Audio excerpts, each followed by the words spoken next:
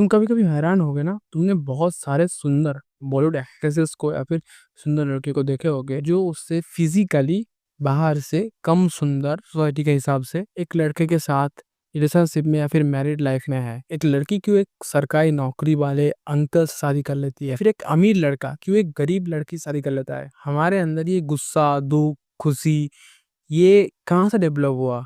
क्यों आती है ये चीज़ें? ये सारे इमोशंस हमारे अच्छे के लिए क्यों हैं? हम प्रोक्रास्टिनेट क्यों करते हैं? हम लेज़ी क्यों हैं? What is the reason behind our behaviours?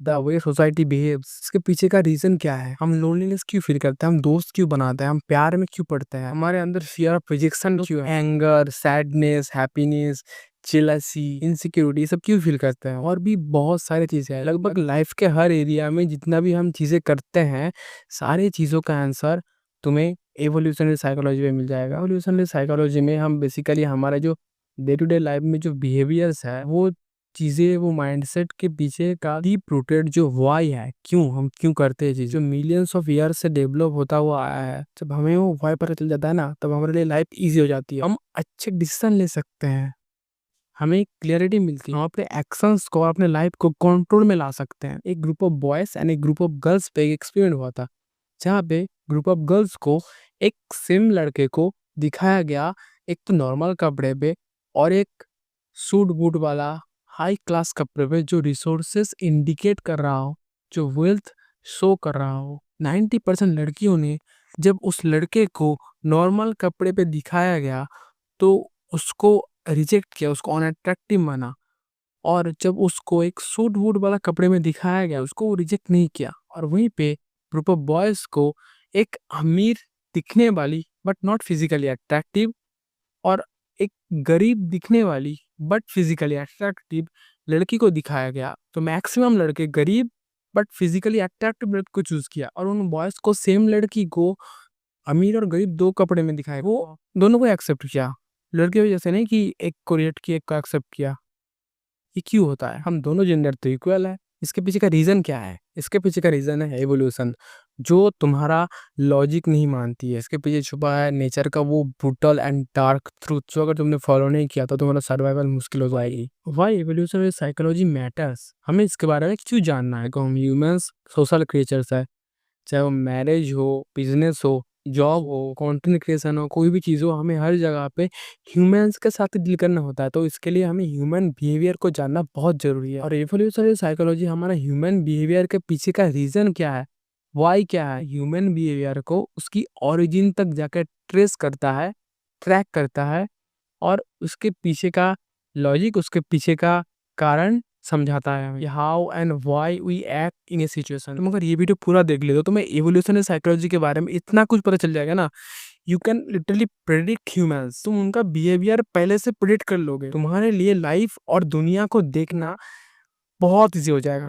Evolutionary psychology वो स्टडी है जो बताता है कि मिलियंस ऑफ ईयर्स में हमारा बिहेवियर्स, हमारा थिंकिंग कैसे शेप हुआ और हमारे बिहेवियर्स के पीछे का कोर रीज़न क्या है। हम जब जंगल पे थे, वहाँ से हम यहाँ तक आ पहुँचे हैं। इस पे हमें सर्वाइव करने के लिए जो बिहेवियर, जो इमोशंस, जो चीज़ें मदद किया है, वो चीज़ें अभी हमारे लाइफ में काम की है या नहीं, और क्या वो चीज़ें अभी हमें बैकफायर कर रहा है, और हमें लाइफ को सही तरीके से चलाने के लिए क्या करना होगा, तो सब कुछ तुम्हें पता चल जाएगा अगर तुम्हारा लंबा हुआ तो अटेंशन स्पैन। तो इवोल्यूशनरी थ्योरी दिया किसने था, ये तुम सबको पता होगा। अगर तुम अनपढ़ नहीं होगा तो स्कूल गए हो, चार्ल्स डार्विन ने, जहाँ पे बताया था ना कि हम बंदर से इंसान कैसे बने। देखो, एवोल्यूशन सबका होता है, पेड़ का, कोई भी प्राणी का, कोई भी बर्ड का, सबका एवोल्यूशन होता है। इतने सालों से जंगलों में हमारा जो एवोल्यूशन हुआ है उसका एक प्रोडक्ट है हम, अभी भी एवोल्यूशन हो रहा है, और उसका प्रोडक्ट बनेगा नेक्स्ट जनरेशन। लेकिन डार्विन को इसके बारे में पता कैसे चला? डार्विन के दिमाग में ये एवोल्यूशन वाला चीज़ आया कहाँ से? बेसिकली वो चीज़ों को अच्छी तरीके से ऑब्जर्व करता था। इसलिए मैं बोलता हूँ कि ऑब्जर्व करना एक बहुत पावरफुल स्किल है। तो वो वर्ल्ड टूर पर निकला था। वर्ल्ड टूर करते करते वो एक आइलैंड पे जाके पहुंचे, इसका नाम है गैलापागोस आइलैंड। वहाँ पे बहुत सारे छोटे छोटे आइलैंड था। वहाँ पे एक बर्ड था, फ्लिंच। वो बर्ड को वो एक जगह देखा, फिर दूसरी जगह पे देखा, लेकिन उसने अचानक एक चीज़ नोटिस किया जो उसका दिमाग को हिला के रख दिया। उसने नोटिस किया एक आइलैंड पे तो बर्ड की चोंच बहुत लंबा है, और एक आइलैंड पे बर्ड का चोंच बहुत छोटा है लेकिन मोटा है। मतलब चोंच, उसे लगा सेम ही तो बर्ड है, यहाँ पे लंबा चोंच, यहाँ पे मोटा चोंच, ये क्यों हो रहा है? दोनों जगह पे ये बर्ड लोग कुछ अलग तरीके से करते हैं क्या, जिससे वैसे बच्चा निकलता है? आई मीन वो जब चीज़ों को और भी ज़्यादा ऑब्जर्व किया तब उसने एक चीज़ नोटिस किया कि दोनों आइलैंड पे बर्ड का खाना खाने का तरीका बहुत अलग है। एक आइलैंड पे क्योंकि बर्ड का खाना खत्म हो गया था तो उनको पेड़ के अंदर या फिर मिट्टी के अंदर अपना चोंच अंदर तक घुसा के, जो अंदर पे जो इंसेक्ट्स घर बना के अपना बैठा हुआ है पेड़ के अंदर, उनको निकाल के खाना पड़ता था। और दूसरे आइलैंड पे उनको फ्रूट को मुंह से मार के क्रश करके खाना होता था। इसलिए सेम बर्ड की एक आइलैंड पे चोंच लंबा हो गया और एक आइलैंड पे चोंच मोटा हो गया। वो नेचुरल सिलेक्शन का थ्योरी पे आया, सर्वाइवल ऑफ द फिटेस्ट, जो नेचर की सिलेक्ट करने का पद्धति है। मान लो एक आइलैंड पे सेम बर्ड की 5 बच्चा हो, वहाँ पे खाना खत्म हो गया क्योंकि उन्हें खाना नहीं मिला, वो खाना नहीं खा पाए। लेकिन एक बच्चा जिसका चोंच लंबा था वो खाना ढूंढ कर निकाल पाया और वो सरवाइव कर पाया, तो वो हुआ सर्वाइवल ऑफ द फिटेस्ट। वो वहाँ पे सबसे स्ट्रांग नहीं कि सारे बच्चों से लड़के कौन जीत रहा है, वो नहीं, वो वहाँ पे हुआ survival of the fittest. Nature के अकॉर्डिंग, नेचर के रूल के अकॉर्डिंग वो सबसे फिट बैठता है उस एनवायरनमेंट में सरवाइव करने के लिए। तो फिर वो लंबा चोंच वाला अपना रिप्रोडक्शन किया और उसके बच्चे लंबे चोंच वाले हुए और ऐसे ही वो जीन फॉरवर्ड होते चला गया। मतलब जो ट्रेड्स बिहेवियर सरवाइव करने में मदद करेगा ना, वही आगे फॉरवर्ड होगा, वही आगे जनरेशन पे कॉमन होगा। लाइफ का सबसे बड़ा मेन प्रायोरिटी है जिंदा रहना। जो चीजें जिंदा रहने पे मदद करेगी वही आगे पॉपुलेशन पे कॉमन होगी। इसीलिए तुम देखे होगे कि जिराफ्स की गला इतना लंबा होता है, वो जहाँ पे रहता है उनको वहाँ पे अपना खाना पाने के लिए, अपना पेड़ से फ्रूट्स खाने के लिए हाइट लंबा होनी चाहिए, क्योंकि वहाँ पे पेड़ लंबा लंबा है। इसीलिए जो छोटे छोटे जिराफ्स थे वो सर्वाइव नहीं कर पाए और जो लंबे लंबे जिराफ्स थे वो सर्वाइव कर पाए और उनका जीन आगे बढ़ते चला गया।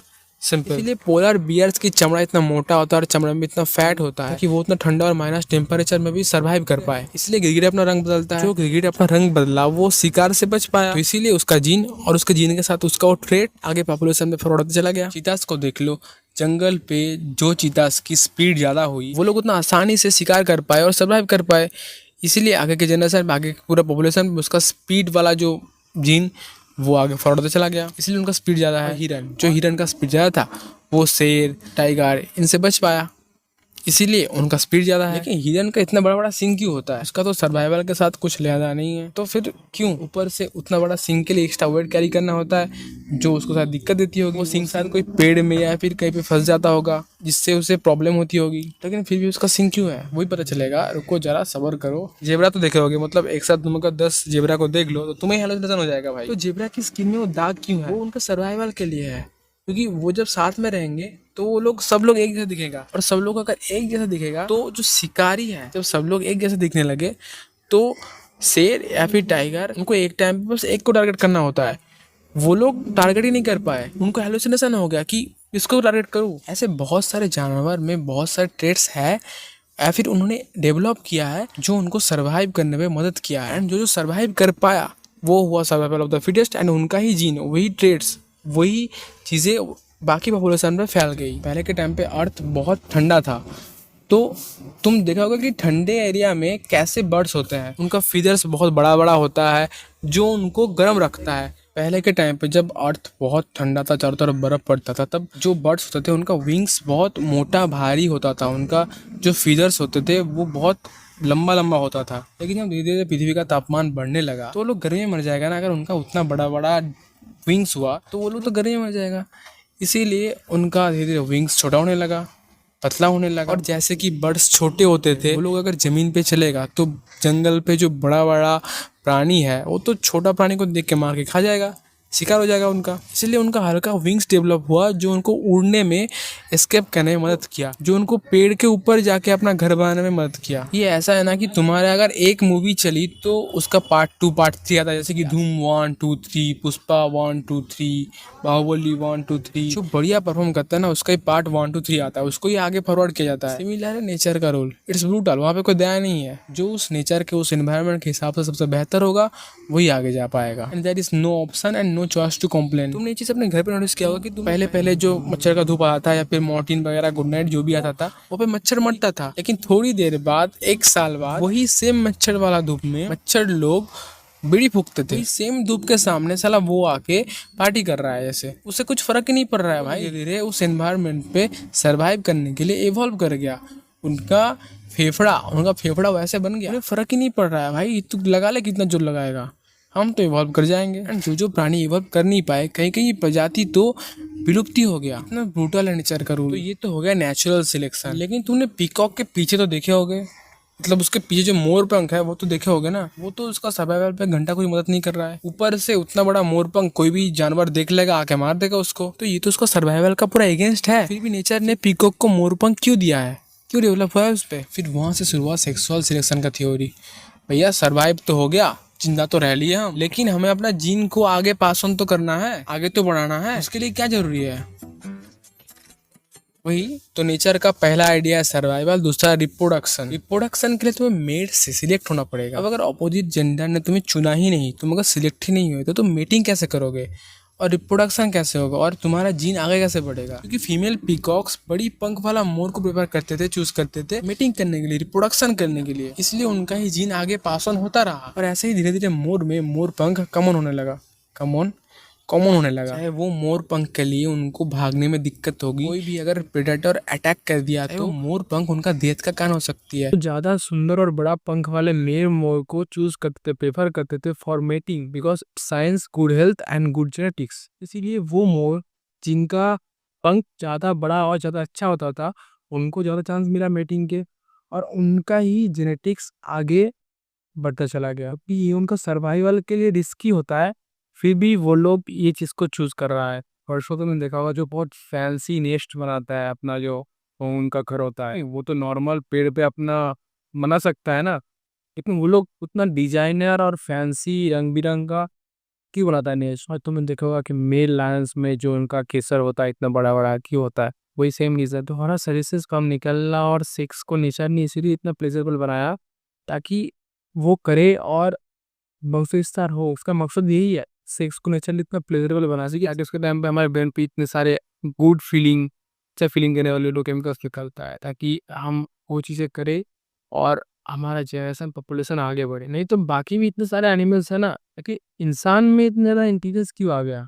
सर्वाइव तो वैसे भी कर सकता था, बाकी जैसे गोरिल्ला चिंपांजी करता है जंगल में सर्वाइव, वो भी इंसान भी कर सकता है ना। तो इंसान की खोपड़ी में इतने सारे ज्ञान कहाँ से आ गया, इतने सारे इंटेलिजेंस नॉलेज कहाँ से आ गया? और खास करके मेल्स पे जितना भी इन्वेंशंस हुए हैं, वो ज़्यादातर 90% मेल ने ही क्यों किया। अच्छा ड्रेसिंग, अच्छा कपड़ा, अच्छा हेयर कट, सनग्लास, हर एक क्रिएटर्स के सबसे ज़्यादा खोजे जाने वाले सवाल और सबसे व्यूज वाले वीडियो यही होता है कि लड़कियां लड़कों में क्या पसंद करती है। इसीलिए ना इन टॉपिक्स में इतना ज़्यादा व्यूज आता है। लड़कियों को बियर्ड पसंद है, बियर्ड उगा लो। लड़कियों को पसंद है कोरियन स्किन, क्या कोरियन बनना, कोरियन बन जाओ। लड़कियों को पसंद है ये, वो कर लो। ऐसे तो चल रहा है दुनिया।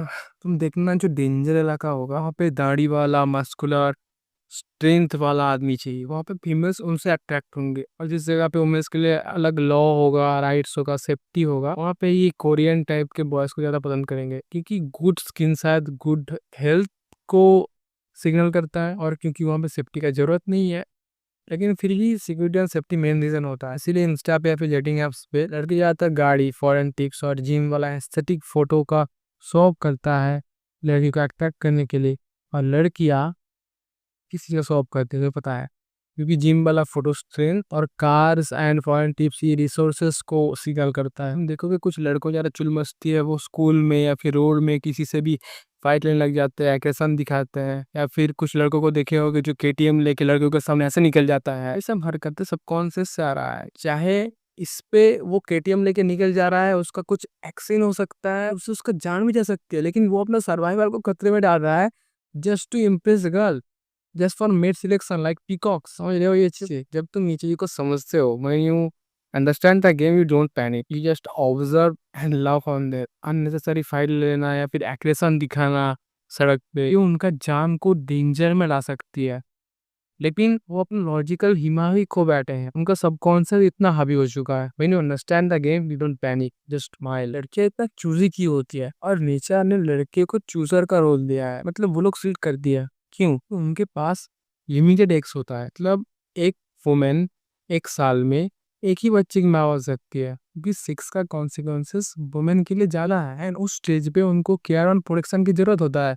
उसके बाद भी जो बच्चा होगा उसको पालने के लिए प्रॉपर रिसोर्सेज की जरूरत होता है, इसीलिए वो लोग ज़्यादा टाइम लेती है और उनमें ज़्यादा इंट्यूशन होता है लोगों को समझने की। नेचर ने उनको ही पावर दिया है ताकि वो गलत पार्टनर चूज ना कर ले, इसके पास इनफ स्ट्रेंथ ना हो उसको प्रोटेक्ट करने के लिए या फिर प्रोवाइड करने की, क्योंकि अभी हम लोग जंगल पे नहीं है, कोई शेर आ जाएगा उनसे प्रोटेक्ट करना है।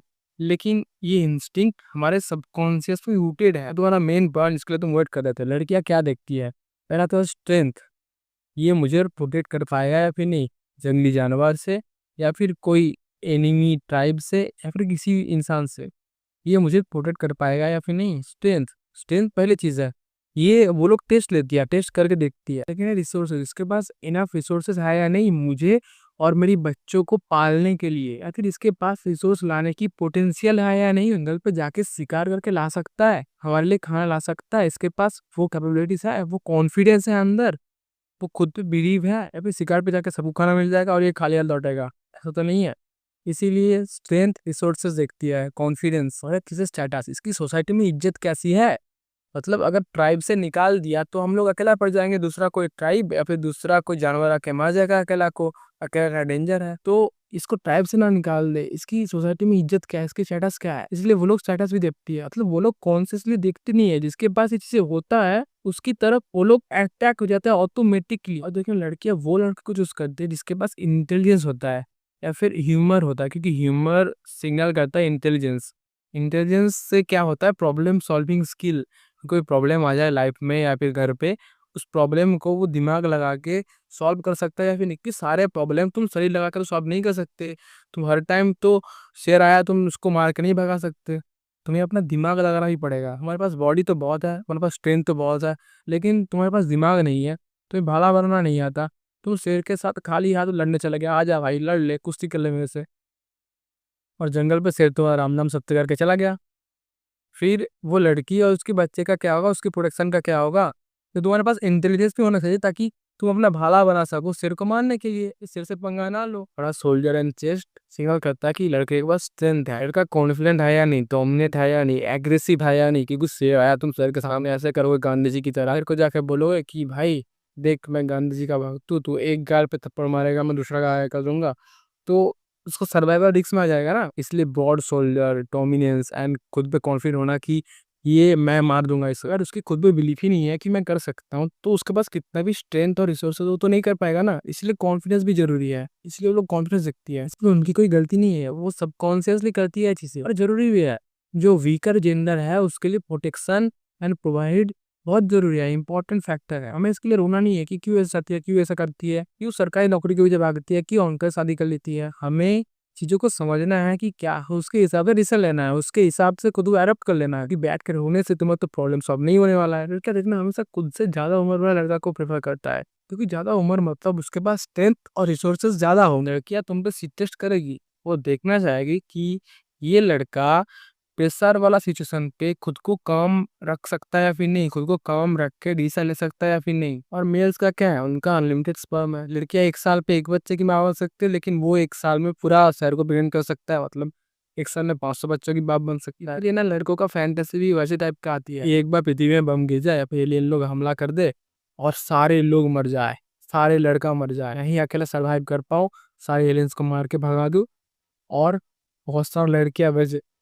खूबसूरत लड़कियां, फिर मैं अकेला जिम्मेदारी लूंगा सबको प्रोटेक्ट करने की और एक नया जनरेशन बढ़ाने की। आमी मानुस लड़कों का फैंटेसी और ड्रीम इसी टाइप का आता है, लड़की को कभी इस टाइप का सपना नहीं आता है, और लड़कों को ही आता है। इसीलिए ना मेल्स पे ज्यादा कॉम्पीट करने का अर्ज होता है कि बाकी मेल्स से मैं कॉम्पीट करके कैसे उनसे ज्यादा रिसोर्सेस और उनसे ज्यादा स्ट्रेंथ पा सकूं, ताकि मुझे सरवाइव करना है और मेटिंग करना है। और लड़के लड़कियों में क्या देखती है, क्या देख के वो सिलेक्ट करती है, उनका भी तो कुछ ना कुछ क्राइटेरिया होगा ना। उनका क्राइटेरिया कम है लेकिन क्राइटेरिया जरूर है। देखो दोनों जेंडर का एक ही पर्पस है, अपना जीन को आगे बढ़ाना, अपना वंश विस्तार करना, दोनों अपना फायदे के बारे में सोच रहा है। इसके लिए उनको सिलेक्ट करना है, वुमेन को अपने हिसाब से सिलेक्ट करना है, मेल्स को अपने हिसाब से सेट करना है। मेल्स के पास अनलिमिटेड स्पर्म है, उसका कोई सेक्स का पे प्रेगनेंसी का डर नहीं है, क्योंकि उसका इन्वेस्टमेंट तो बहुत कम है, 30 मिनट 1 घंटा। लेकिन एक लड़की को 9 महीने पेट पे रखना होता है, उसके लिए तो इन्वेस्टमेंट ज्यादा हुआ ना कंपेयरिंग टू द बॉय। इसलिए देखना माँ अपने बच्चों को लेके बहुत ज्यादा पॉजिटिव और बहुत ज्यादा प्रोडक्टिव होती है, क्योंकि उनका इन्वेस्टमेंट, उनका इमोशनल एंड फिजिकल इन्वेस्टमेंट बहुत ज्यादा है उस पर। इसलिए कोई बच्चा अगर सर्वाइव ना कर पाए, बाई चांस वो चल बसे, तो सबसे ज्यादा पेन माँ को होती है, क्योंकि उसकी इन्वेस्टमेंट ज्यादा है, वो 9 महीने पेट में रखी है, वो उससे ज्यादा अटैच है कंपेयरिंग टू द मैन। क्योंकि ऐसा नहीं है कि लड़कों को दर्द नहीं होता, लड़कों को भी होता होगा, लेकिन उतना नहीं जितना उसकी माँ को होता है। क्या लड़के क्या देखते हैं, जैसे कि लड़कों को अपना जीन को पास करना है, उसके लिए उसको क्या चाहिए, उसके लिए उसको चाहिए एक हेल्दी वुमेन, ताकि बच्चा सही से निकल जाए। इसीलिए लड़के अनकॉन्शियसली ऑटोमेटिकली बिग हिल्स वाले, इनके पास बड़े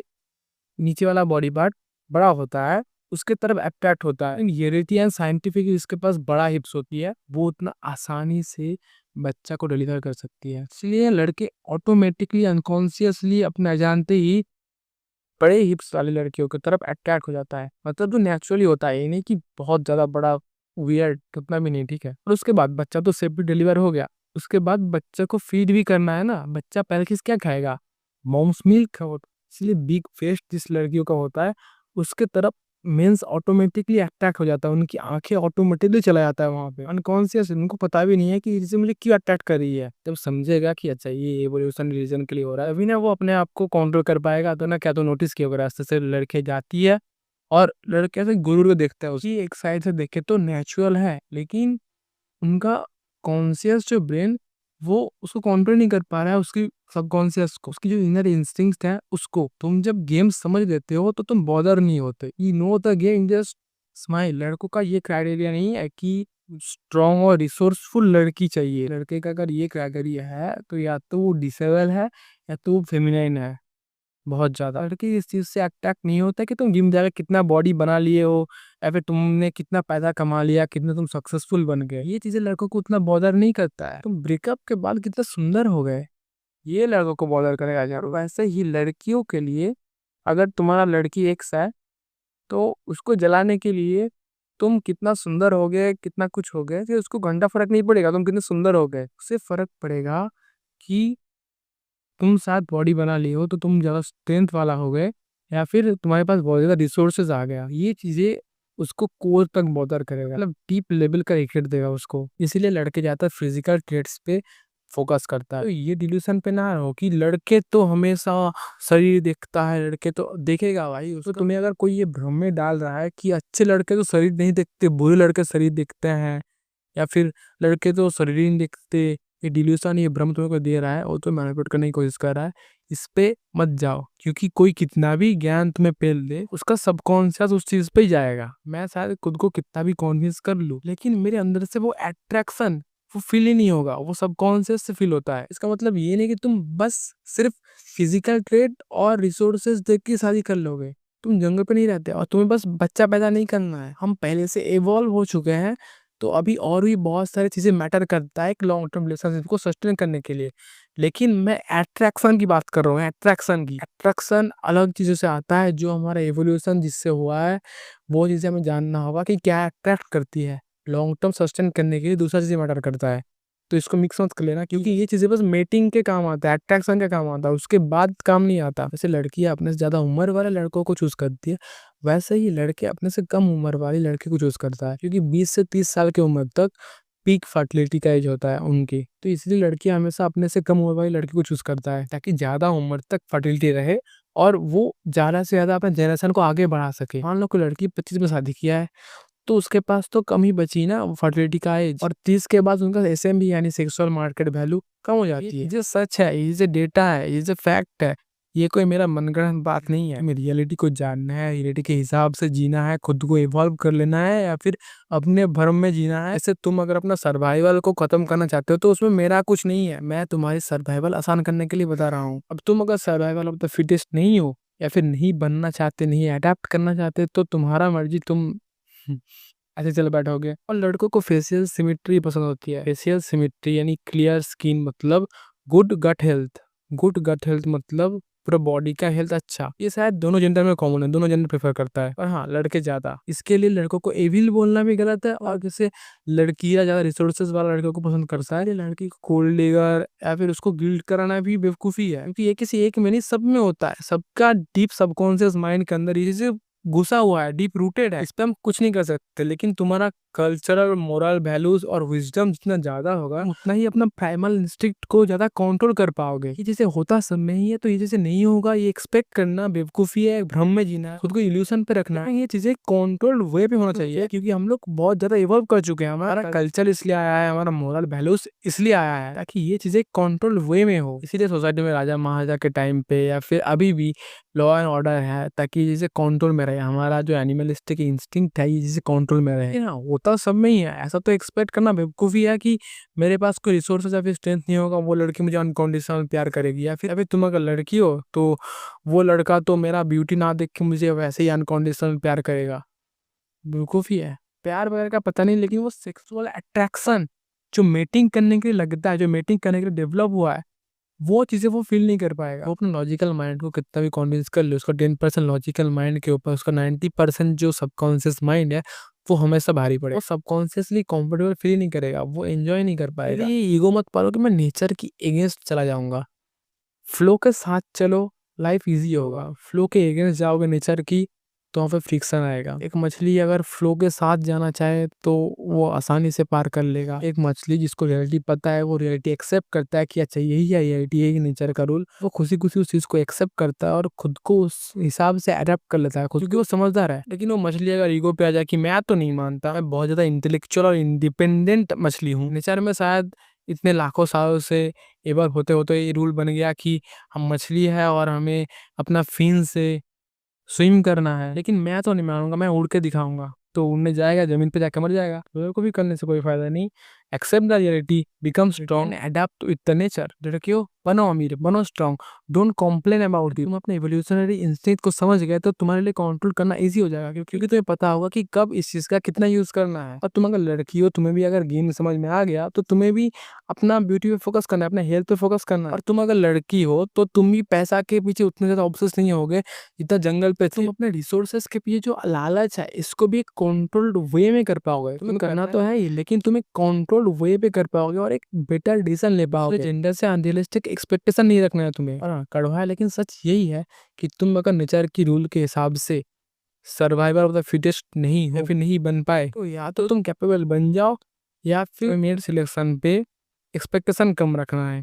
तुम अगर स्ट्रॉन्ग एंड रिसोर्सफुल नहीं हो, तो तुम्हें ब्यूटी पे भी उतना ज़्यादा नहीं मिलेगा जितना तुम एक्सपेक्ट करते हो। तुम अगर नेचर के अकॉर्डिंग ब्यूटीफुल नहीं हो, तो ट्राई करो अपने हेल्थ पे ध्यान देने की। और अगर तुम नहीं बन पाए तो सॉरी, तुम सर्वाइवल ऑफ द फिटेस्ट नहीं हो, इस पर मैं कुछ नहीं कर सकता, ये नेचर का रूल है। तुम रिसोर्सेस और स्ट्रेंथ पे अपने ही हिसाब का मेट को चूज करना है। तुम अनरियलिस्टिक एक्सपेक्टेशन रखोगे तो वो एक्सपेक्टेशन फुलफिल नहीं होगा, तुम बेकार में सफर करोगे। सही गलत का बात नहीं है, तुम अपने हिसाब से क्या सही मानते हो, क्या गलत मानते हो, उससे फर्क नहीं पड़ता। यहाँ पे क्या सच है वो मैटर करता है। ये वीडियो तुम्हें पूरा ओपन रोड मैप दे रहा है। तुम्हारा जीवन का सबसे इंपॉर्टेंट चीज सर्वाइवल, वो स्क्रिप्ट में बता दे रहा हूँ, वो तुम्हारे लिए इजी कर दे रहा है ना। सब लोग नहीं मान पाएंगे, क्योंकि हर टाइप के लोग होते हैं। अभी जो सर्वाइवल ऑफ द फिटेस्ट है वो एक्सेप्ट कर लेगा एंड वो इवॉल्व कर जाएगा। यहाँ पे कोई भी जनरेशन पे, कोई भी पॉपुलेशन पे 3 टाइप का लोग होता है। एक तो जो पैदा ही एकदम अपना एबिलिटी लेके होता है, स्ट्रॉन्ग जीन लेके पैदा होता है, वो सर्वाइवल ऑफ द फिटेस्ट पैदा ही हुआ है, वो बचपन से ब्यूटीफुल है, वो बचपन से स्ट्रॉन्ग जीन लेके पैदा हुआ है, वो बचपन से अम्मी घर में पैदा हुआ है, वो शायद सर्वाइव कर जाएगा। यह है लकी जीन, स्ट्रॉन्ग नहीं है, लकी जीन।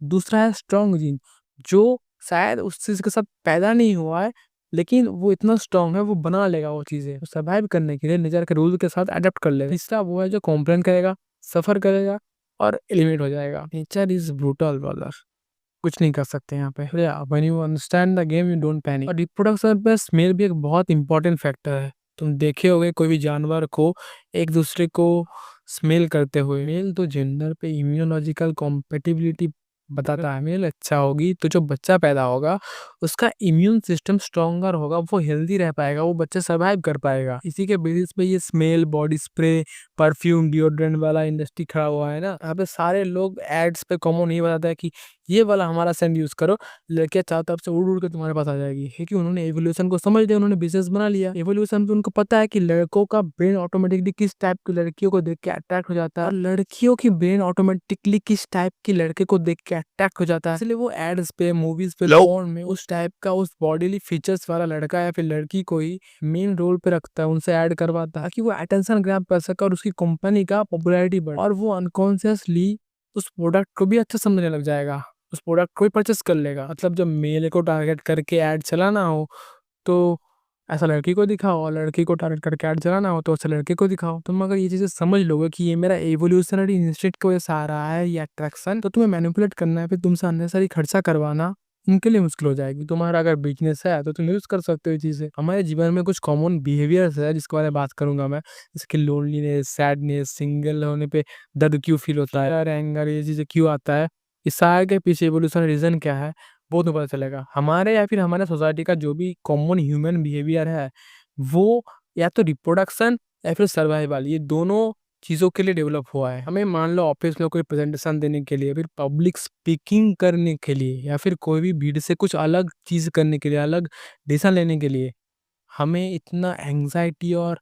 डर क्यों फील होता है? क्योंकि अगर भीड़ से कुछ अलग करेंगे और भीड़ बुरा मान, ये जो लोग बोलते हैं ना कि सबसे बड़ा रोग क्या कहेंगे लोग, लेकिन ये आया क्यों हमारे अंदर? Why we care about other peoples thinking. हम फेलियर से नहीं डरते हैं, हम इससे डरते हैं कि अगर फेल हो गए हम तो लोग क्या कहेंगे। हम अच्छे ड्रेस, ये जो लग्जरी ड्रेस होता है, लग्जरी घड़ी होता है, लग्जरी गाड़ी होता है, ये अपने लिए तो नहीं खरीदते हैं, अपना तो किसी ही हो जाएगा। हम ये खरीदते हैं सोसाइटी को इम्प्रेस करने के लिए। अच्छे dress, fancy bags, fancy luxury watches and luxury car क्यों खरीदता है? सोसाइटी को इम्प्रेस करने के लिए ना। इस सोसाइटी को इम्प्रेस करने की इंस्टिंक्ट हमारे अंदर आती कहाँ से है? पहले के जमाने में कोई भी जंगली जानवर तुम्हें अगर अटैक कर दे, वो तुम्हारे सर्वाइवल के लिए रिस्की था, डेंजरस था। इसीलिए हम कॉन्शियस रहते हैं, हम चीजें ये सोच के करते हैं कि लोग क्या सोचेंगे, ट्राइब क्या सोचेगी। क्योंकि अगर ट्राइब बुरा मान गया और ट्राइब निकाल दिया हमें, तो इट्स डेंजर फॉर अस ना। वो चीजें हमारे अंदर इतना डीप रूटेड है कि हम उसे अभी भी नहीं छोड़ पा रहे हैं। जबकि अभी कोई ट्राइब से अगर निकल गए तो कोई जंगली जानवर आके तुम्हें अटैक नहीं कर दे रही है, अभी दूसरा ट्राइब आके तुम्हें मार नहीं देगा तुम अगर अकेला निकल गए। लेकिन फिर भी वो फियर ऑफ जजमेंट और दूसरों को इम्प्रेस करने की इंस्टिंक्ट हमारे अंदर है, और ये चीजें लड़कियों के अंदर ज्यादा होती है क्योंकि in reality they are physically weaker gender. उनको अगर ट्राइब से निकाल दिया गया, लड़कों से ज्यादा उनको फर्क पड़ेगा। इसलिए womens are concern about other peoples opinions more than boys. इसीलिए तो हम अकेला नहीं रह पाते है ना। हमारे अंदर लोनलीनेस का फीलिंग इसी वजह से डेवलप हुआ है ताकि हम ट्राइब के साथ रहे, क्योंकि हम ट्राइब के साथ रहेंगे तो हम सेफ रहेंगे, और हमारा ट्राइब जितना स्ट्रांग होगा उतना हम दूसरा ट्राइब से लड़ पाएंगे और जीत पाएंगे। वही चीज राजा महाराजाओं के टाइम पे फॉलो हुआ कि अपने ट्राइब, अपना राज्य को बढ़ाने के लिए दूसरे राज्य पे अटैक कर दो, उनके रिसोर्सेस छीन लो, उनकी लड़कियों को छीन लो और रिप्रोडक्शन करके अपना कम्युनिटी बढ़ाओ। यही होता था, और ताकि दूसरे टाइप से बच पाए इसीलिए हमारे पास ज़्यादा रिसोर्स होना चाहिए। रिसोर्सेस या तो बिल्ड करो, इसे छीन लो। ये चीज़ें अभी भी साथ फॉलो हो रहा है। अभी भी कंट्री दूसरे कंट्री पे अटैक कर रहा है। ट्राइब था वो बता दिया कि ये मेरा ट्राइब है, मेरे ट्राइब का ये एरिया है, हम ये भाषाएं बात करते हैं, हम इस टाइप का खाना खाते हैं, हम इस टाइप का ड्रेस पहनते हैं, ये हमारा कल्चर है, ये हमारा बॉर्डर है, ये हमारा ट्राइब है, इसके बॉर्डर के पास वो तुम्हारा ट्राइब। अभी भी वो चीज़ें हैं। हम बहुत सारे विलेज, डिस्ट्रिक्ट, स्टेट, कंट्री में डिवाइडेड है। सब एक एक ट्राइब ही है ना। हम सोचते हैं कि आदिवासी लोग जंगल पे, वो लोग ट्राइब के हिसाब से रहते हैं। नहीं, तुम भी वैसे ही रह रहे हो। और अभी कोविड के बाद सोशल मीडिया सबको करना बंद कर दिया, सब अपने ट्राइब से अलग हो गए। इसीलिए तो इतना लोनलीनेस फील होता है, इतना मेंटल हेल्थ खराब होता है, क्योंकि तुम्हारे पास कम्युनिटी नहीं है, ट्राइब नहीं है, दोस्त नहीं है। लेकिन देखो इंसान ऑनलाइन गया, ऑनलाइन पे भी कम्युनिटी बना लिया। ऑनलाइन कम्युनिटी एक बिजनेस बन, कम्युनिटी का, ट्राइब का नीड तुम्हारे अंदर, तुम्हारे सबकॉन्शियस में डीप रूटेड है। ट्राइब में रहेगा तो सेफ रह पाएगा, खाना शेयर होगा, अपना हैप्पीनेस ज़्यादा होगा। मतलब ट्राइब में रहने का बहुत फ़ायदा है, रिसोर्सेज शेयर होगा, ये चीज़ें बहुत फ़ायदा है ट्राइब में रहने की। इसीलिए गिफ्ट देना, एक दूसरे की शादी पे जाना, एक दूसरे की त्योहार पे जाना, या फिर ये जो फंक्शंस होता है, कल्चरल फंक्शंस, ये तो डेवलप हुआ ताकि ट्राइब में सब लोग कभी ना कभी एकजुट हो, उनमें कनेक्शन बढ़े, कम्युनिटी का स्ट्रेंथ बढ़े। और जिस कम्युनिटी में आपस में स्ट्रेंथ कम हो जाता है, वहाँ पे बाहर से कम्युनिटी अटैक कर देता है और उसको डिस्ट्रॉय कर देता है, कैप्चर कर लेता है उनकी। इसीलिए जब ब्रिटिश लोग आए, वो तो आपस में लड़ाए ना तुम लोगों को, ताकि तुम आपस में बढ़ जाओ और तुम्हें कॉन्कर करना इजी हो जाए उनके लिए। तुम्हारे अंदर वो कम्युनिटी डिफेंस वाला फीलिंग ही चला जाए। तुम पे अगर कोई ट्राइब अटैक कर रहा है तो तुम्हारे अंदर शत्रु बोध रहना चाहिए। सामने वाला ट्राइब अगर समझदार नहीं है तो उसके साथ दोस्ती वाला चीज तुम नहीं दिखा सकते।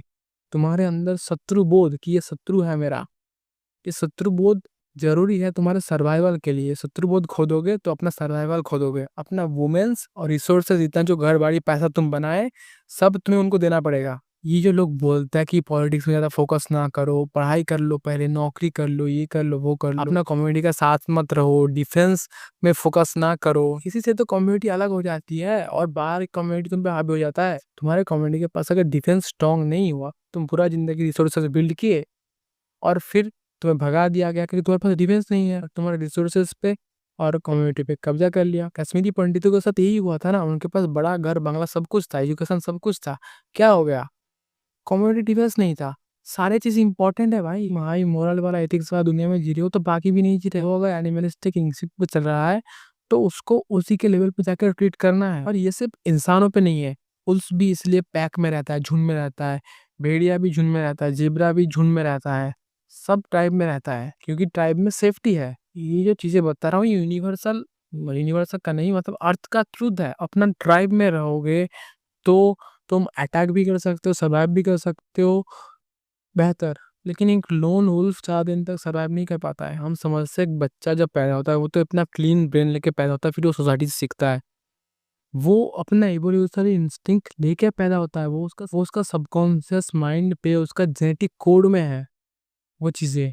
हमारे अंदर इंस्टिंक्ट है ना कि दूसरों की चीजों पे कब्जा कर लेंगे। ये चोरी सोसाइटी में होता है। चोरी क्यों होता है? क्योंकि जंगल पर तो चोरी होता था ना। तुम्हें अगर आज का खाना नहीं मिला, तुम्हें अगर रिसोर्सेस नहीं मिला, तो तुम जिसके पास रिसोर्सेस है उसका रिसोर्सेस चोरी कर लोगे ताकि उसको पता ना चले, या फिर अपना ट्राइब ले जाकर उसका रिसोर्सेस मार के छीन लोगे। सर्वाइवल तो करना है तुम्हें भी, कैसे भी हो जाए। इसीलिए एक डेवलप सोसाइटी में लॉ एंड ऑर्डर लाया गया ताकि ये चीजें कंट्रोल हो। पर ये चीजें इतना डीप रूटेड है कि अभी हो रहा है। ये चीजें कम करने का उपाय एक ही है, अपना कल्चरल और मोरल रूट से जुड़े रहना। जेलसी हमारे अंदर, जेलसी भी इसलिए आता है, तुम्हारे अंदर अपने से ज्यादा अमीर बंदा है, फिर अपने ज्यादा स्ट्रॉन्ग बॉडी वाला कोई बंदा का दिख जाए तो तुम ऑटोमेटिकली जेलस क्यों फील करते हो? क्योंकि तुम्हारे सबकॉन्शियस को पता है कि नेट सिलेक्शन पे मुझसे पहले इसको चूज किया जाएगा, इसलिए तुम्हारे अंदर जेलसी वाला इमोशन डेवलप हुआ ताकि तुम खुद को डेवलप करो, तुम खुद को ग्रो करो, वरना तुम रिप्रोडक्शन नहीं कर पाओगे और तुम्हारा जीन वहीं पे खत्म हो जाएगा। इसलिए लड़कियां अपने से ज्यादा खूबसूरत लड़की देख के भी जेलस होती है, और लड़के अपने से ज्यादा अमीर और ज्यादा बॉडी वाला ज्यादा स्ट्रॉन्ग लड़के देख के जेलस होती है, जेलस होता है। एक्चुअली लड़के को सेक्सुअल चीटिंग से ज्यादा फर्क पड़ता है, वो इसीलिए भी लड़की ढूंढती है। लड़के हमेशा वर्जिन लड़की क्यों प्रेफर करती है? क्योंकि वो ज्यादा फर्टाइल है, उसकी बच्चा पैदा करने का चांस ज्यादा है। लड़के कुछ भी सह लेंगे लेकिन वो इमेजिन नहीं कर पाएंगे कि जो मेरी वाइफ है, जो मेरी पार्टनर है, उसको किसी और के साथ बेड पे वो इमेजिन नहीं कर पाएगा, वो सोच को सह नहीं पाएगा। क्यों होता है ये? क्योंकि एवोल्यूशन के टाइम पे जंगल पे हम रिसोर्सेज इकट्ठा कर रहे हैं और हम अपना वंश को विस्तार करना चाहते हैं, तो हम ये रिस्क नहीं ले सकता कि हम अपना रिसोर्सेज से किसी और का वंश को विस्तार करें, हम अपने रिसोर्सेज किसी और के बच्चे पे खर्चा करें। लेकिन लड़कियों को सेक्सुअल चीटिंग में तो उतना ज्यादा फर्क नहीं पड़ेगा जितना इमोशनल चीटिंग पे फर्क पड़ेगा। ये किसी और लड़की से अट्रैक्ट ना हो जाए, किसी और लड़की से शादी ना कर ले, वो चीजें उनको ज्यादा बदल करेगा।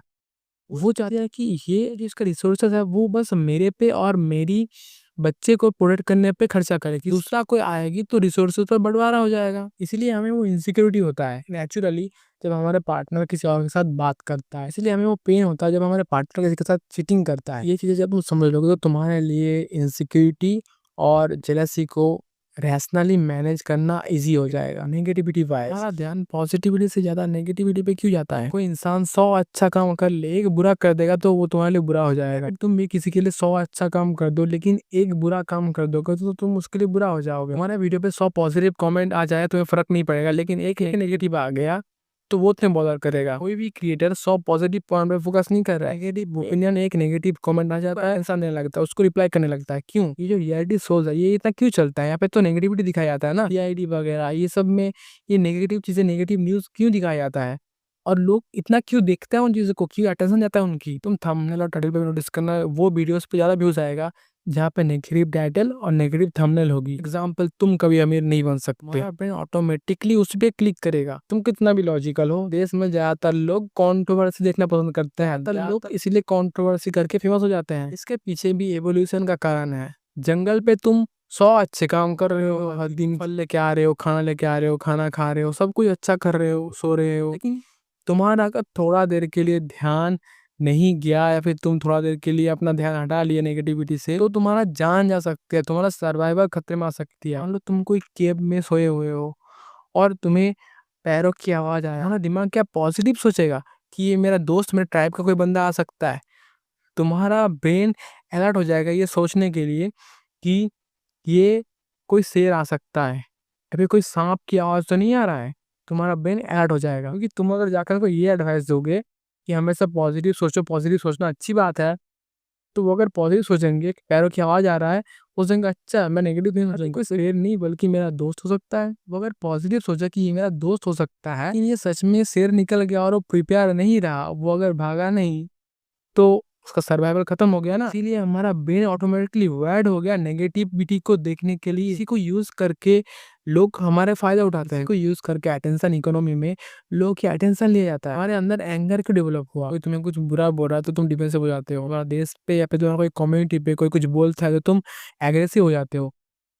क्यों? क्योंकि अगर ये एंगर वाला इमोशन डेवलप नहीं होता ना, तो तुम खुद को दूसरे टाइप से बचा नहीं पाते, तुम्हें दूसरे टाइप के हिसाब से चलना पड़ता। पहले के टाइम पे एंगर डेवलप हुआ तो तुम्हारा रिसोर्सेज, स्टेटस और तुम्हारा मेट्स, तुम्हारा ट्राइब को बचाने के लिए, प्रोटेक्ट करने के लिए। लेकिन एंगर का जरूरत जिस चीज के लिए थी, तुम उस चीज के लिए, सही चीज के लिए यूज ना करके अगर एंगर को यूज करोगे छोटी मोटी चीजों पे, सोशल मीडिया पे किसी के साथ आर्गुमेंट करने के लिए, या फिर रोड पे किसी के साथ आर्गुमेंट, लड़ाई करने के लिए, या फिर अपने ही घर में लड़ाई करने के लिए एंगर को यूज करोगे, तो तुम्हारा लाइफ तो बदतर होगी ना। तुम्हें पता होना चाहिए कि एंगर क्यों डेवलप हुआ, एंगर का काम क्या था, और उसको उसी काम के लिए यूज करना है, रैशनल यूज करना है, लॉजिकली अपना दिमाग खुला रख के। क्योंकि 1 लाख साल पहले जंगल पे सिचुएशन अलग था, अभी सिचुएशन अलग है, तो हमारे अंदर वो इमोशन तो आएगी ना। हम रोक नहीं सकते कि एंगर नहीं आना चाहिए, एंगर बहुत गलत है। एंगर गलत नहीं है, एंगर तुम्हें बचाता है, अरे तुम्हें सेफ रखा था, एंगर गलत नहीं है। एंगर को सही तरीके से सही जगह पे यूज करना आना चाहिए। लव, हमारे अंदर ये लव वाला इमोशन क्यों फील होता है? मगर सिंगल होता तो इतना हमें दुख क्यों होता है? दूसरों की बंदी को देख के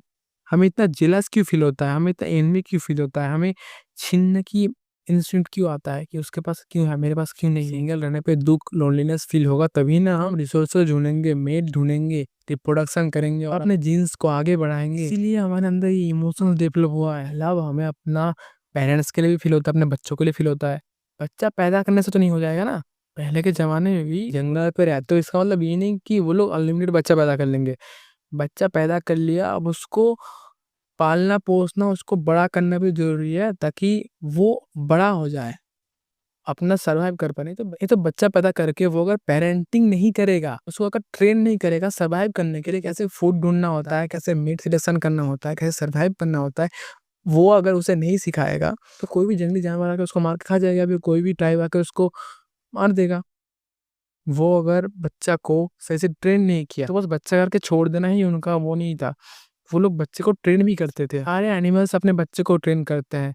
सबका मेन पर्पस एक ही है कि मेरा जीन आगे बढ़े, मेरा जीन सरवाइव करे। उनको सरवाइव करने तक ट्रेन करना है ना, जब तक वो अपने दम पे खड़ा ना हो जाए, जब तक वो यंग और कैपेबल ना बन जाए। एंड कभी कभी देखना, पेरेंट्स उस बच्चे को ज्यादा प्रेफरेंस देते हैं जो बच्चा ज्यादा स्ट्रांग है। ये वाला बच्चा पढ़ाई पे अच्छा है, इस पे पोटेंशियल दिख रहा है, तो इसको ज्यादा भाव दिया जाएगा, क्योंकि इसका सर्वाइवल का चांस ज्यादा है।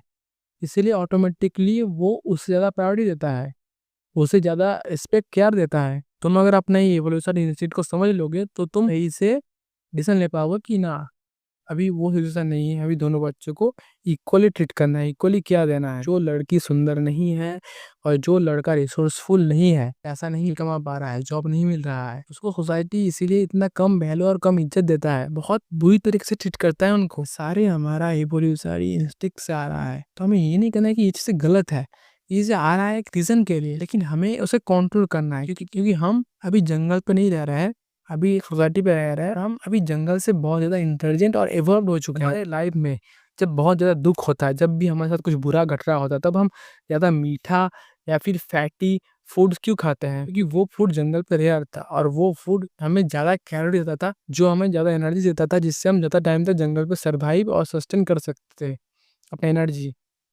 इसीलिए हम ऑटोमेटिकली उस फूड की तरफ अट्रैक्ट होते हैं, जबकि अभी फूड की कमी नहीं है। अब जंगल पे फूड का कमी था, इसीलिए शुगरी और फैटी फूड रेयर था और बुरे सिचुएशन पे वही खिलाया जाता था ताकि हम ज़्यादा देर तक सस्टेन कर सके। वो वाला इंस्टिंक्ट अभी भी हमारे अंदर है, जिसको यूज करके ये कंपनी हमारा फायदा उठा रही है। इसलिए जब भी मूड खराब होता है, कुछ बुरा होता है, तो हम जंक फूड और स्वीट्स ज़्यादा खाते हैं। इसको सिंपली हमें फ्रूट्स के साथ रिप्लेस कर देना है। हमें अपना इवोल्यूशन इंस्टिंक्ट को समझ के इसके साथ एक लॉजिकली दिमाग लगा के लड़ना है। हमारे ब्रेन में डोपामिन क्यों रिलीज होने लगा? ताकि हम खाना ढूंढने निकले, हम जब भी एक खाना को ढूंढ के निकालेंगे तब हमारे अंदर एक खुशी आ जाए, तभी ना एक मोटिवेशन आएगा कि खाना ढूंढना है, कुछ घर बनाना है, कुछ आविष्कार करना है, कुछ अचीव करना है। इसीलिए डोपामिन हमारे अंदर रिलीज होता है ताकि हम कुछ करें, कुछ एक्शन ले। डोपामिन हमें एक्शन लेने के लिए मोटिवेट करता है। सोसाइटी को कंट्रोल करना है, सोसाइटी को निकम्मा बनाना है, तो इनको इंस्टेंट डोपामिन दे दो ताकि ये लोग गरीब और कम रिसोर्सफुल रहे, और जो एलिट लोग हैं वो लोग ज़्यादा पैसा वाला रहे, वो लोग ज़्यादा पावरफुल रहे। इसलिए सब कुछ ऑनलाइन कर दिया गया, बस तुम्हारे हाथ के मुट्ठी के अंदर सब कुछ है। डोपामिन, ऑक्सीटोसिन सब कुछ से मिल जाएगा। तुम बाहर कुछ करोगे क्यों? हमारे अंदर ये प्रोक्रास्टिनेशन और लेजीनेस क्यों आता है? जंगल पे हमारा ब्रेन हमेशा एनर्जी बचाता था। कोई भी इंपॉर्टेंट काम करना हो, तब इंपॉर्टेंट काम क्या था? कोई भी अगर जंगली जानवर आ गया, उसके साथ लड़ना हो या फिर भागना हो, तो वहाँ पे एनर्जी चाहिए। और खाना ढूंढना हो, उसके लिए एनर्जी चाहिए। इसलिए आलतू फालतू के काम पे एनर्जी बचाओ। तब हमें पता था कि कौन काम इंपॉर्टेंट है, कौन काम अनइम्पॉर्टेंट है। और इन काम पे डोपामिन जिससे नहीं मिलता है, उससे एनर्जी बचाओ। इंपॉर्टेंट काम पे एनर्जी चाहिए, एनर्जी लगाना है, इसलिए एनर्जी बचाओ। और अनइम्पॉर्टेंट काम पे एनर्जी खर्चा मत करो। इसीलिए हम प्रोक्रास्टिनेट करते हैं, क्योंकि हमें वो काम इम्पोर्टेंट नहीं लगता है। तुम्हें अगर कोई काम इम्पोर्टेंट लगे तो तुम उस पर प्रोक्रास्टिनेट कभी नहीं कर पाओगे। इंपॉर्टेंट क्यों लगेगा अगर तुम्हें डोपामिन उससे इजी उपाय में मिल जा रहा है? जंगल पे ज्यादातर देखना, ज्यादातर प्राणियां हमेशा खाते सोते रहते हैं, एक जगह पे लेजी होकर बैठे रहते हैं, सोए रहते हैं, बस हंटिंग के लिए कि बस खाना ढूंढना है, तब मुझे एनर्जी चाहिए। या फिर कोई जंगली जानवर आ गया, अटैक कर दिया, तो वहां पे बचना है, तब इंस्टेंट एनर्जी चाहिए। इसीलिए ना हमारे अंदर एड्रेनलिन आया, एड्रेनलिन रस आया। वो चोरी वाला पॉइंट बता रहा था, वहां पे एक चीज रह गया। हमारे अंदर एक गट फीलिंग होता है, गट इंस्टिंक्ट आता है। एक हमारे अंदर चीटर डिटेक्शन टूल भी होता है। टैक्स की तरफ इतना सजग क्यों होता है? ताकि कोई हमारा रिसोर्सेस, हमारा मेट को चुरा ना ले। इसलिए कोई चाहे कितना भी अफसोस के बात कर रहा हो, हमारे दिमाग के अंदर एक अनईजी फील होता है हमें कि ये बंदा मुझे सही नहीं लग रहा है, इससे सही वाइब नहीं आ रही है। वो हमारा चीटर डिटेक्शन टूल हमें बता देता है, चाहे वो कितना ही मीठी मीठी बात कर ले। लड़कियों पे ये होता है कि कोई मेरा फायदा ना उठा ले, यूज करके मुझे डंप करके ना चला जाए, तो फिर मेरा बच्चे को और मुझे प्रोटेक्ट कौन करेगा, रिसोर्सेस कौन देगा? दूसरा कोई मेल तो अपना रिसोर्सेस खर्चा नहीं करेगा दूसरे की बच्चे की प्रोटेक्शन के लिए, प्रोवाइड के लिए। इसीलिए उनका चीटा डिटेक्शन टूल हाई हो गया। और लड़कों पे ये होता है अपने रिसोर्सेस के लिए, वो अपने रिसोर्सेस के लिए अगर होता है कि कोई मेरा पैसा, मेरा रिसोर्सेस मुझसे चीट करके ना लेके चला जाए। इससे अगर उसका रिसोर्सेस छीन ले, तो वो अपने फैमिली को, अपने बच्चे को और अपने को प्रोवाइड कैसे कर पाएगा? इसलिए लड़के भी यार होता है कि कोई लड़की मेरा पैसा के लिए मेरा फायदा ना उठा ले। नेचुरल सिलेक्शन का 3 फंडामेंटल रूल है।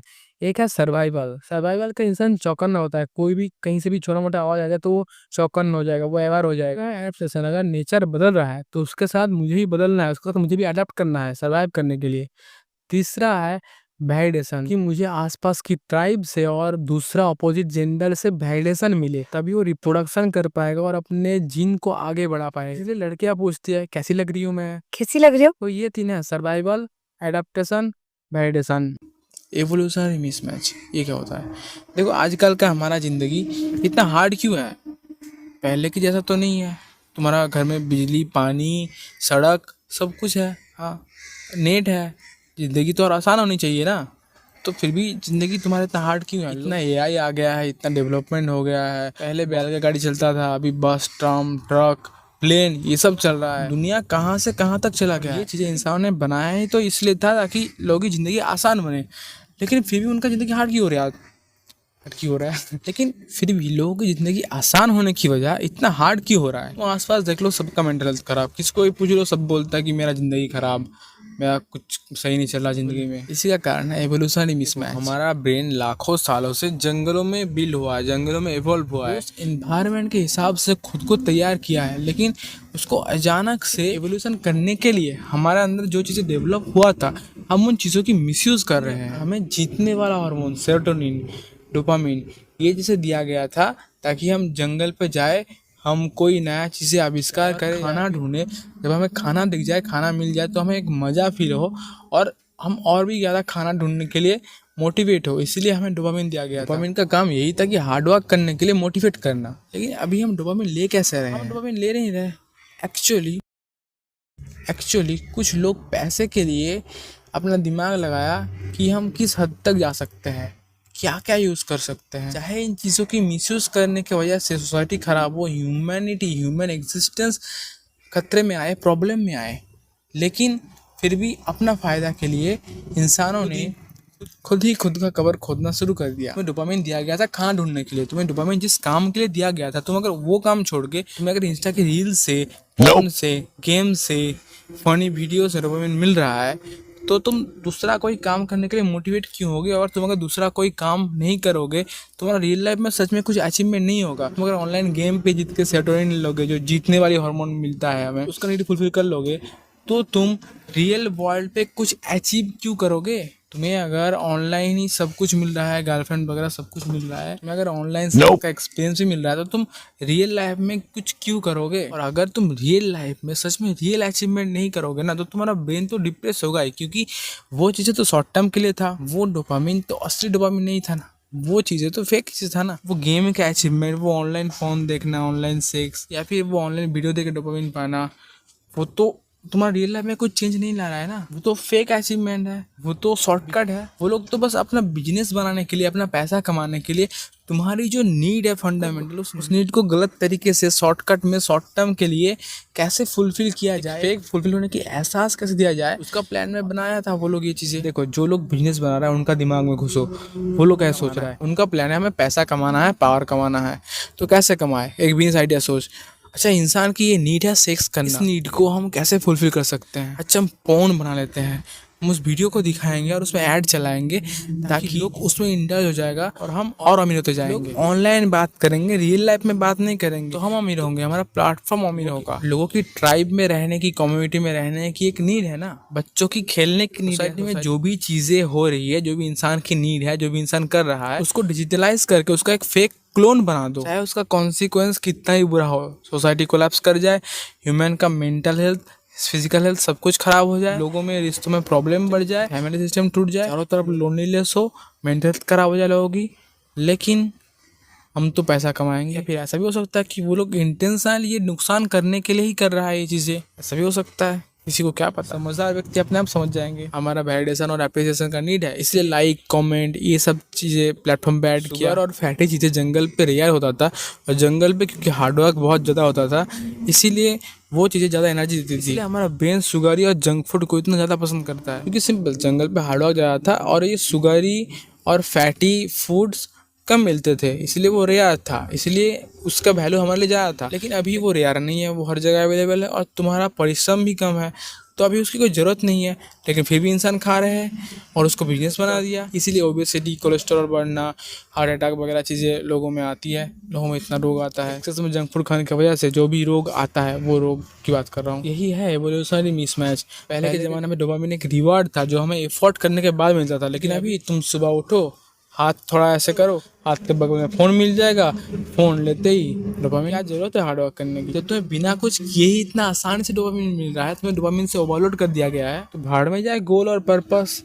और अगर गोल और पर्पस सच में अचीव नहीं होंगे, तो रियल लाइफ में तो डोपामिन नहीं मिलेगा ना, तो रियल लाइफ में कोई भी अचीवमेंट नहीं दिखेगा ना। अगर रियल लाइफ में अचीवमेंट नहीं है, तो होंगे ना सैड, डिप्रेस्ड, लो कॉन्फिडेंस। हमें ये एड्रेनालिन और कॉर्टिसोल दिया गया था जानवर से जो अटैक कर रहा है हम पे, उससे बच के भागने के लिए या फिर उससे फाइट करने के लिए। लेकिन अभी तो कोई मूवीज़ देख के, कोई वेब सीरीज देख के, सोशल मीडिया पे कोई न्यूज़ देख के, एंड कमेंट सेक्शन में लड़ाई लग जाता है, लोगों की एड्रेनालिन और कॉर्टिसोल रिलीज होता है। तो चीज़ सही है, इमोशन सही है, न्यूरोकेमिकल सही है, लेकिन उसको अगर गलत जगह पे गलत चीज़ के लिए यूज़ करोगे, बार बार ओवर यूज़ करोगे, तो वो तुम्हें नुकसान तो करेगा ही ऑब्वियसली। पहले मान लो इंसान कभी कभी बहुत डेंजर के टाइम पे बहुत रेयरली मल्टीटास्किंग करता था, लेकिन अभी इंसान 24 घंटा मल्टीटास्किंग कर रहा है।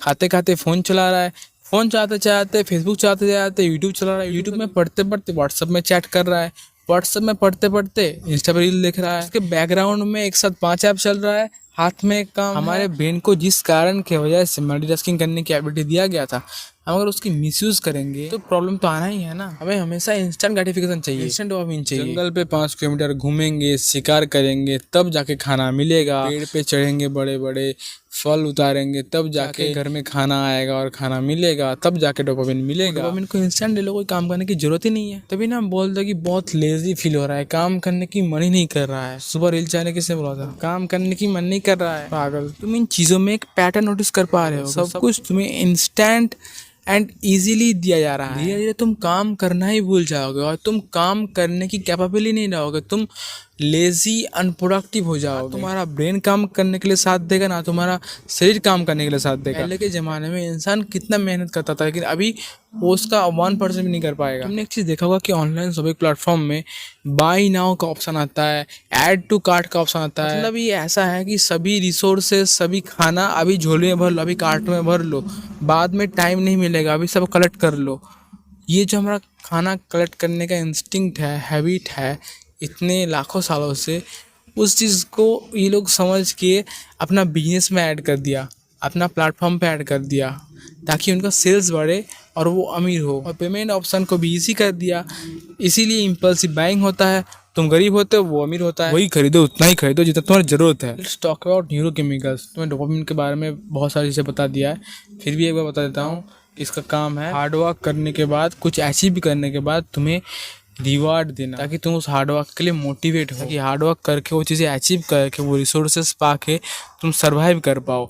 इसलिए डोपामिन दिया गया था। और डोपामिन अभी बहुत चीप तरीके से मिल रहा है, through social media, through porn, through game. Motivation पहले हमें काम करके मिलता था, अभी हमें मोटिवेशन मिल रहा है बस एक दो वीडियो देखने में, वो बैकग्राउंड पे फॉन्क म्यूजिक सुनने में। दूसरा है ऑक्सीटोसिन, जो डेवलप हुआ ताकि इंसानों में लव और बॉन्डिंग बढ़े और हम रिप्रोडक्शन करें, हमारा जनरेशन को आगे ले जाए, ह्यूमन पॉपुलेशन को आगे बढ़ाए, इसलिए ऑक्सीटोसिन डेवलप हुआ था। लेकिन अभी तो तुम्हें प्ले स्टोर पे एआई गर्लफ्रेंड और एआई बॉयफ्रेंड का भी ऐप मिल जाएगा, पता नहीं शायद कुछ दिन बाद एआई माँ बाप भी निकल जाए। 3 नंबर है एड्रेनालिन। एड्रेनालिन क्या है, जब भी कोई डेंजर वाला सिचुएशन आता है ना, तब पूरा बॉडी अलर्ट हो जाता है कि अभी इसको फाइट करने के लिए शक्तिमान बना दो।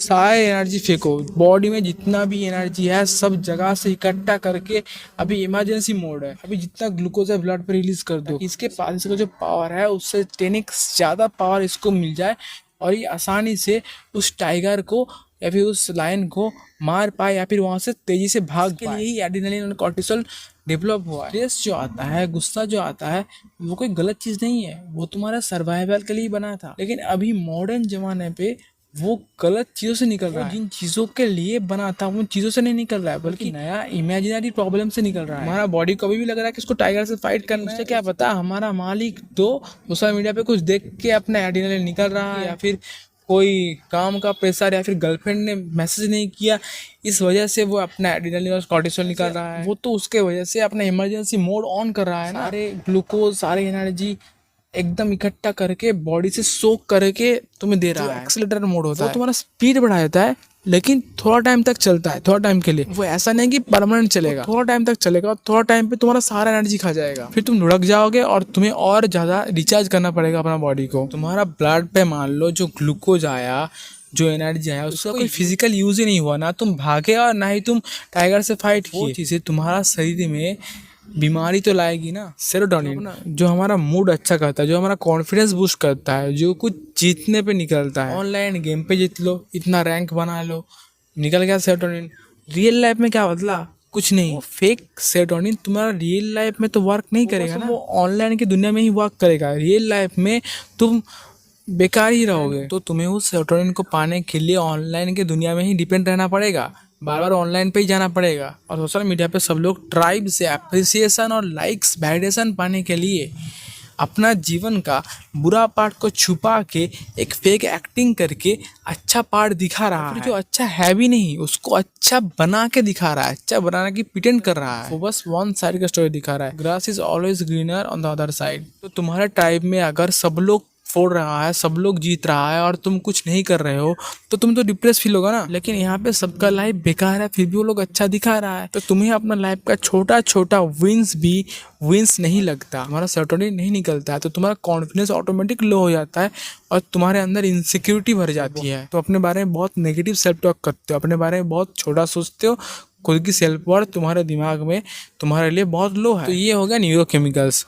अब कल्चर और रिलीजियन, एथिक्स, मोरल्स, ये कैसे डेवलप हुआ? जब हम जंगल से शहर में आए तो ये जो जंगली वाला हरकतें, जो चीज़ें सोसाइटी को अनस्टेबल बना रहा था, तो स्टेबल में लाने के लिए इंसान में जब धीरे धीरे इंटेलिजेंस डेवलप हुआ तो उन्होंने कुछ रूल्स सेट किए कि हम जानवर से इंसान बन सके। हमने लॉ एंड ऑर्डर बनाया, सब कुछ एक सिस्टम बनाया ताकि इंसान सही तरीके से चले, जानवर जैसे बिहेव ना करे। अगर ऐसा मान लो, जो सबसे ज़्यादा पावरफुल होगा, जिसके पास सबसे ज़्यादा रिसोर्सेस होगा, उसके पास ही सारी लड़कियां चली जाएंगी और बाकी सारे मेल्स मेटिंग ही नहीं कर पाएगा। या फिर टॉप में जिसके पास बहुत सारा ऑप्शन होगा, वो शायद अपना रिसोर्सेज शेयर भी नहीं करेगा, तो वहाँ पे ट्राइब में प्रॉब्लम आएगी और डिस्टेबलाइज हो जाएगी। इसीलिए शायद दहेज जैसा कुछ चीज़ आया था, जिसको हम दहेज बोलते हैं, क्योंकि लड़कियाँ रिसोर्सेज देख के पार्टनर चूज करती है ताकि सोसाइटी स्टेबल रहे और ये इम्बैलेंस ना रहे। एक मेल के पास सारी लड़कियाँ मीटिंग करने के लिए जा रही है और 50% मेल्स अपना जनरेशन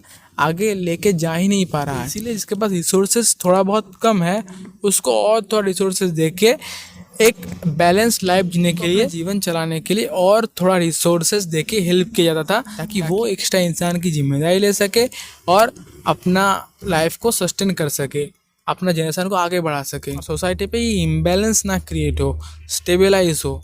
इसीलिए शायद मैं एज्यूम करता हूँ दहेज जैसा कोई चीज़, दहेज की बात नहीं कर रहा हूँ, शायद ऐसा कोई चीज़ रिसोर्सेज देना, ये शायद इसी वजह से चालू हुआ था। हम ना कोई भी चीज़ का पीछे की रीज़न नहीं समझते, हम बस बैठ के गाली देंगे, गॉसिप करेंगे उसके बारे में कि ये तो बहुत गलत है, ये वो है।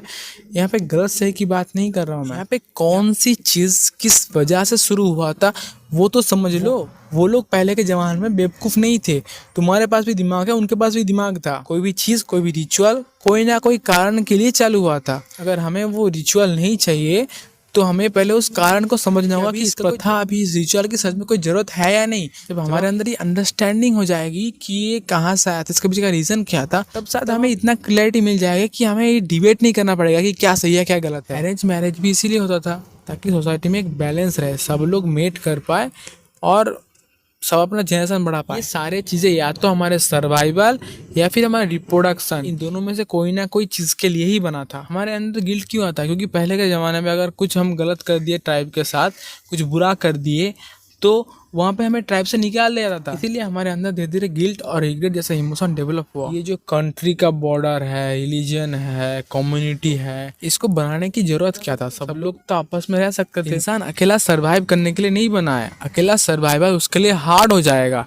इसीलिए जब वो ट्राइब के साथ आया तो किसी को कोई रिसोर्सेज की जरूरत हुई तो वो उसका हेल्प करता था, रिसोर्सेज शेयर करता था, तो सबका जीना, सबका सर्वाइव करना ईजी हो गया। किसी के जरूरत में कोई मदद कर देता है, फिर उसका जरूरत में वो मदद कर देता है। फिर उन्होंने देखा कि अगर एक ट्राइब वीक हो गया और दो ट्राइब मिल जाए, दो ट्राइब साथ में रहे, तो वो और ज़्यादा स्ट्रांग हो रहा है, वो और भी बड़ा ट्राइब के साथ लड़ पा रहा है, वो और भी सही से सर्वाइव कर पा रहा है, वो और भी ज़्यादा रिसोर्सेस अच्छे तरीके से शेयर कर पा रहा है, सर्वाइवल और भी ईजी हो रहा है। इसलिए बहुत सारा छोटा छोटा ट्राइब मिल के एक जिला बनता है, एक स्टेट बनता है, एक कंट्री बनता है। जो क्राइम होता है छोटे लेवल से बड़े लेवल तक, चोरी से डकैती तक, डकैती से कोई भी स्टेट पे आक्रमण तक, ये बस अपना रिसोर्सेज की कमी पूरा करने के लिए होता था। और क्योंकि ये गलत है, ह्यूमैनिटी के लिए डिस्ट्रक्शन ले आता है, इसीलिए लॉ एंड ऑर्डर लाया गया है। कंट्री में इतने सारे स्पोर्ट्स होते हैं, इतने सारे कंपटीशन होता है, लड़ तो नहीं सकते, लेकिन ये अस वर्सेस देम, हमारा ट्राइब वर्सेस देयर ट्राइब, ये जो कंपटीशन, लड़ने की जो फीलिंग है, ये तो बजाय रखना पड़ेगा ना। इसलिए स्पोर्ट्स, कुश्ती, कबड्डी और बहुत सारे कंपटीशन, ये सारी चीज़ें होता है। और जब हमारा कंट्री जीतता है, हमारा स्टेट जीतता है, तो वो चीज़ हमारा पर्सनल विन जैसे फील होता है। इसलिए हमें खुशी मिलती है कि हमारा ट्राइब जीत गया, हमारा ट्राइब जीत गया, मतलब अब तो हमें रिसोर्सेज मिलेगा, अब तो हमें खाना मिलेगा, अब तो हमारा सर्वाइवल इजी हो जाएगा। लेकिन अभी के ज़माने में टीवी में 1 घंटा क्रिकेट देखने से तुम्हारा सर्वाइवल इजी नहीं होता है। अभी तुम्हारा ट्राइब अगर जीत रहा है एक गेम में, तो उससे तुम्हारा सर्वाइवल इजी नहीं हो रहा है। पहले के टाइम पे होता था क्योंकि हारे हुए ट्राइब के जो रिसोर्सेज है वो बढ़ जाता था आपस में। इसलिए देखना वो लोग बोलता कि तू कौन सा टीम को सपोर्ट कर रहा है, उसको सपोर्ट करने से ना करने से घंटा टीम ने जीत रहा है। लेकिन पहले के ज़माने में उसने अगर भाला बना के दिया है फाइट करने के, लड़ने के लिए, या फिर उसने फाइट किया है, तो उसका ट्राइब का विन उसका पर्सनल विन जैसे फील होता था कि मेरी वजह से ये ट्राइब जीता, मेरी सपोर्ट करने की वजह से ये ट्राइब जीता, तो इसीलिए सपोर्ट करो, मैं इस टाइप के साथ हूँ। अभी उसी चीज़ को मोनेटाइज कर दिया इन्होंने। सारे बिजनेस हमारा एवोल्यूशनरी इंस्टिंक्ट को, हमारा साइकोलॉजिकल नीड को टारगेट करता है। तुम ये समझ जाते हो तो तुम्हारा एक्सप्लॉयटेशन कम होता है, तुम्हारा यूज, तुम्हारा मिसयूज कम होता है। इमोशंस, एक्शन, ये चीज़ रैंडम नहीं, इसके पीछे कोई ना कोई रीज़न है। वो रीज़न जब हम समझ लेते हैं तो हम एक अच्छा बेटर डिसीजन ले सकते हैं, हम एक स्मार्ट चॉइस बना सकते हैं, और हम अपना ज़िंदगी का स्ट्रगल कम कर सकते हैं, हम अपना ज़िंदगी को ईजी बना सकते हैं, लोड कम कर सकते हैं नेचर के साथ अलाइन करके। हमारे ये बिहेवियर मिलियंस ऑफ ईयर्स की रिप्रोडक्शन और सर्वाइवल करने में हेल्प किया था, और उसी का नतीजा है ये। When you understand the game you play better. Let's go conquer the day.